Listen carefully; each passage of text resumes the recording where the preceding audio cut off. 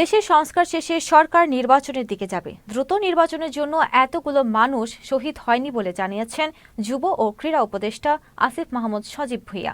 বুধবার সকালে ঠাকুরগাঁওয়ের বালিয়াডাঙ্গি উপজেলা পরিষদ হলরুমে শীতার্তদের মাঝে শীতবস্ত্র বিতরণ করার সময় তিনি এসব কথা বলেন।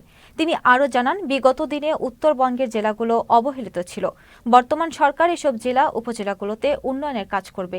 সেই সাথে উপজেলা লাইব্রেরি স্থাপনের জন্য 50 লাখ টাকার বরাদ্দ ঘোষণা দেন তিনি।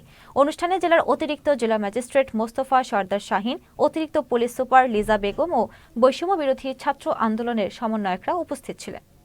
শুধুমাত্র একটা নির্বাচন কিংবা ভোটের জন্য এত মানুষ জীবন দেয়নি। প্রায় 200 শতাধিক আমরা ধারণা করছি আমাদের শহীদ এবং 20,000-এরও বেশি আহত এবং শহীদ পরিবার এবং আমাদের আহতরাও সংস্কারের কথা বলছে।